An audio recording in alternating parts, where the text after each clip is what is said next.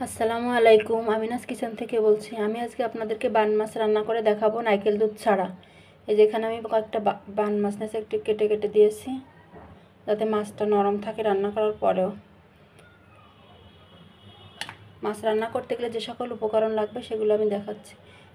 একটা আলু নিয়েছি কেটে, কাঁচা ঝাল, পেঁয়াজ রসুন বেটে নিয়েছি, লবণ, হলুদ, আদা বাটা, একটু শুকনো ঝালের গুঁড়া, ধনিয়া গুঁড়া, জিরা গুঁড়া।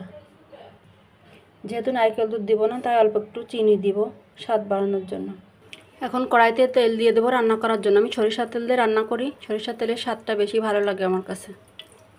এখন দিয়ে দিচ্ছি সেই বাটা পেঁয়াজ, ঝাল, রসুন। এখন দিয়ে দিচ্ছি সেই গুঁড়া মশলা।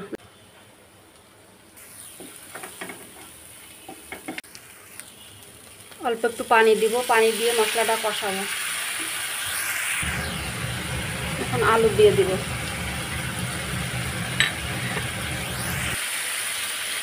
এখন আমি মাছগুলো দিয়ে দিব।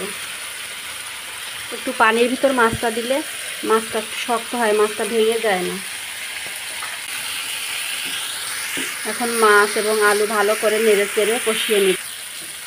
আর একটু পানি দিয়ে কষিয়ে নেব। মাছটা কষানো হয়ে গেলে এখন আমি ঝোলের পানি দিয়ে দেব।